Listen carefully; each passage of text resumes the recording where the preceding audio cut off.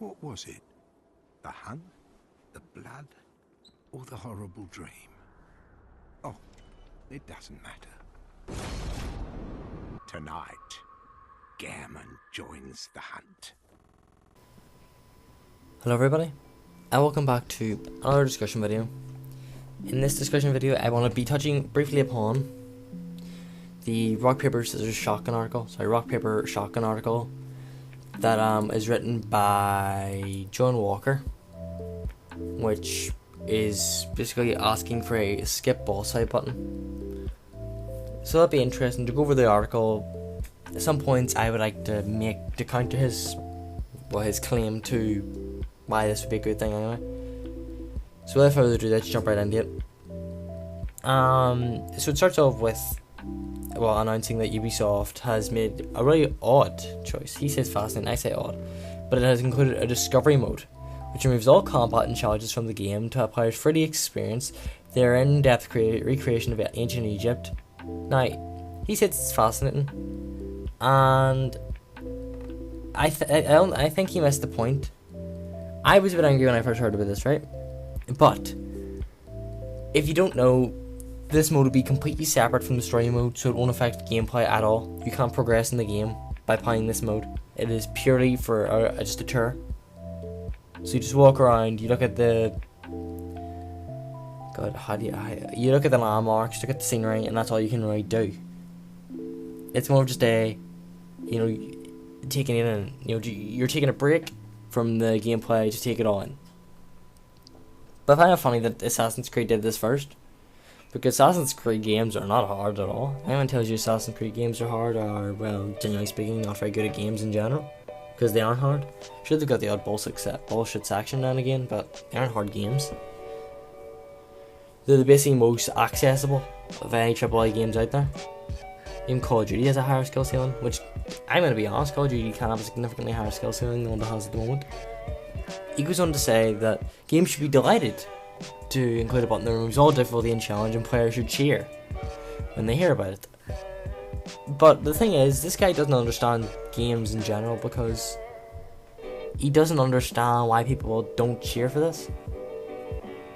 And he goes on to say that it's because we prefer to exclude people. We want to, we have our big edicts around which, maybe it's one of them.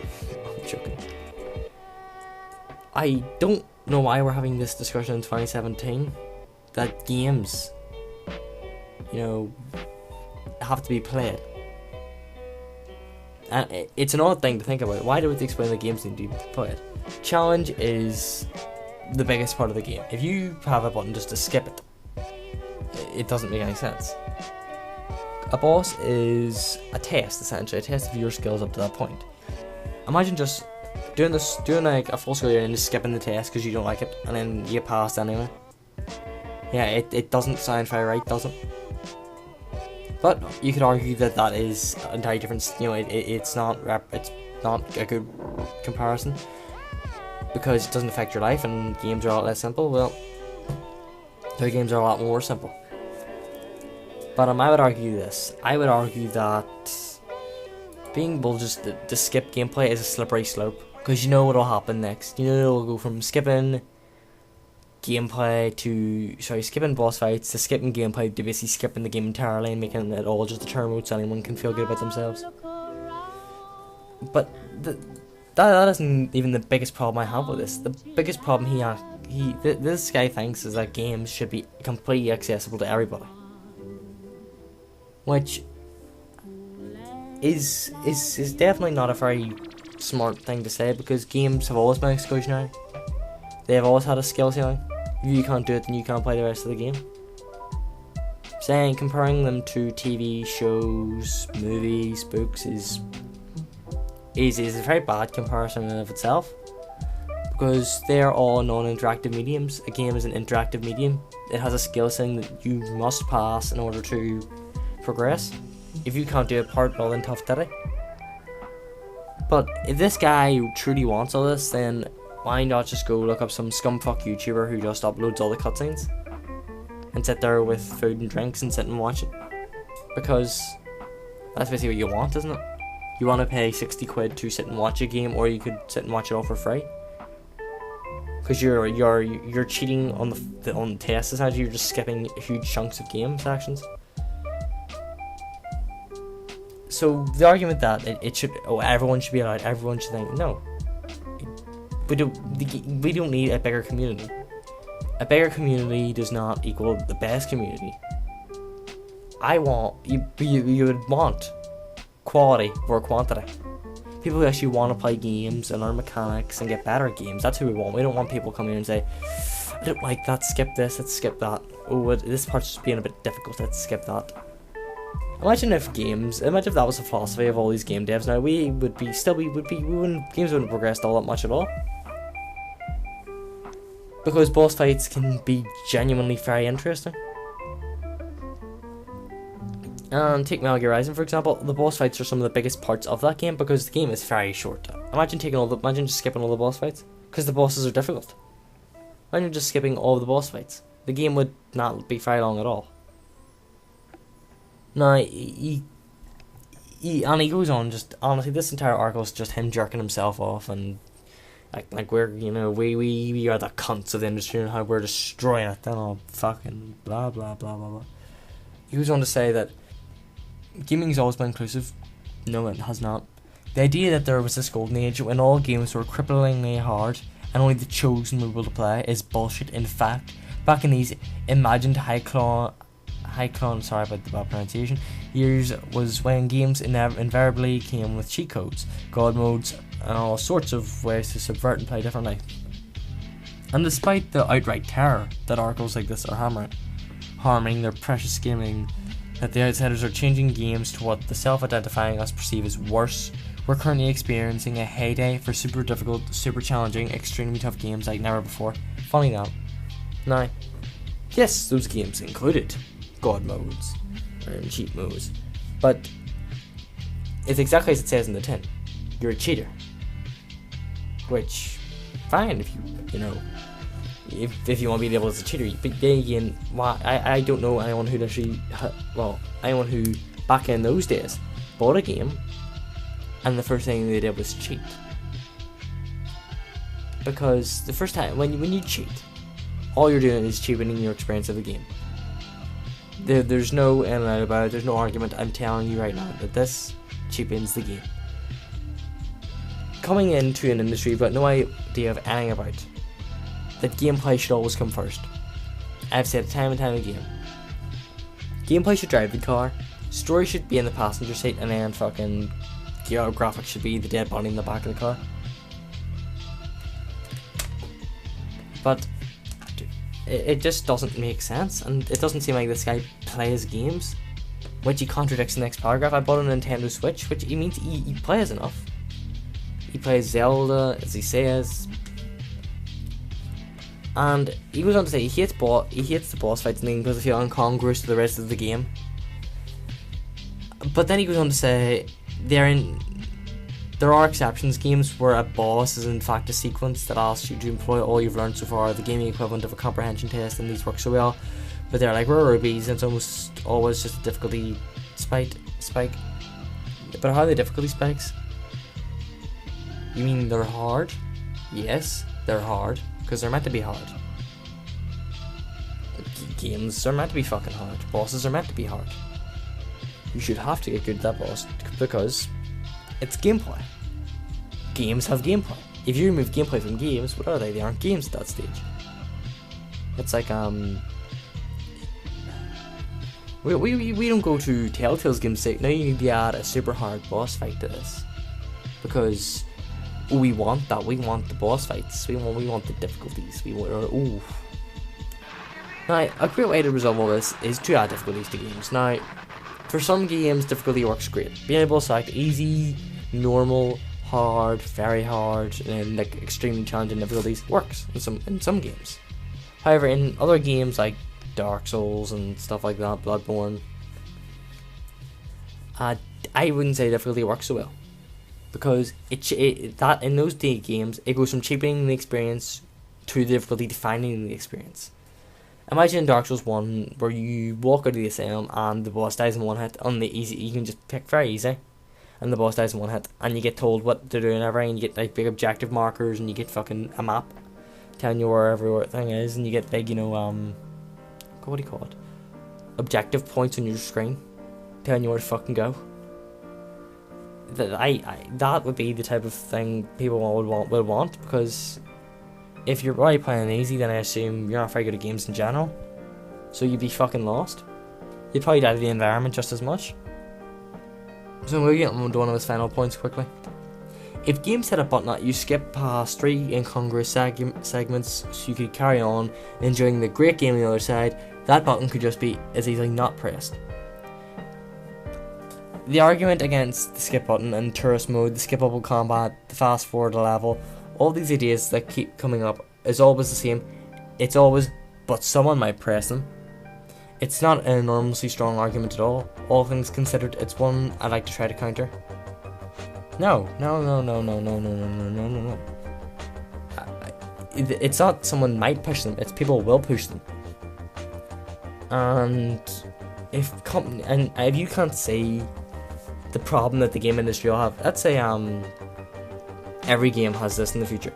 Game companies are going to put less and less effort into gameplay because they realise, oh, we have a lot of people coming in here who just want to skip the boss fights, skip the gameplay. I just let them. We'll charge 60 quid and wait, because the retards will fucking pay it. Instead of going to buy a film or buy a movie or watch a TV show, they'll buy our fucking 60 quid game just to skip all the gameplay. Yeah, why not? Let's do that instead. Much less effort to be put in. And those people who want gameplay, well, we can find something, I'm sure. And they're going up a fucking engine 10 years old and then stick it in there. There's your gameplay. Oh, but don't worry, as long as these people are sorted too. Because he's acting like there's only one side of the argument here. But there's actually many. When you remove gameplay again, you're removing what the game is. Imagine if you remove the story from a book. Then what would the book be? A game requires gameplay. And back to the argument at hand. So someone will push the button. It's not someone might. It's someone will push the button inevitably. And he goes on to say that, but not punishing people for that. Then what would be the point? Well, what would be the point of playing the game then? Because if these people can get the same experience and the same rewards for you just pushing, I think that would piss more people off than it would do any good at all.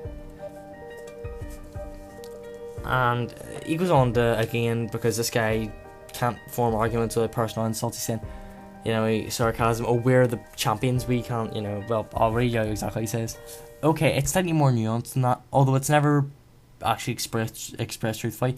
The argument tends to go, but someone other than me might press them, and then they get to see the rest, to see a bit of the game that was only meant for the deserving champions. Because of the real nub of it is, it's about exclusivity. Yes, it fucking is.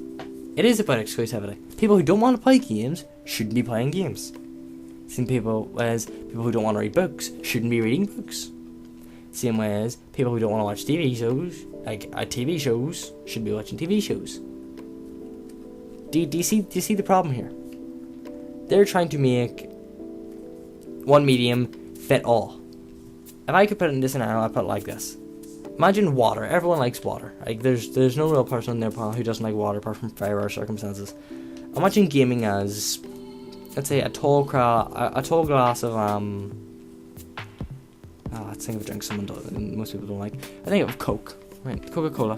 Very popular. I don't really like it that much, but that's besides the point. I if someone's like, I don't really like that.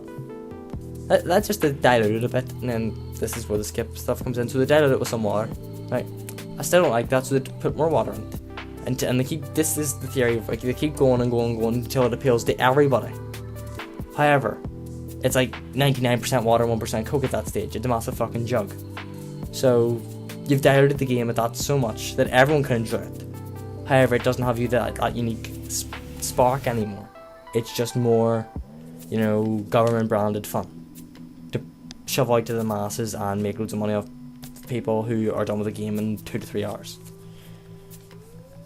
And if you can't see the harm this will cause the game industry, then why are you writing games journalism at all? If you don't like boss fights, and you haven't played that many boss fight intensive games, which means a lot of games have boss fights, why are you writing for a gaming article?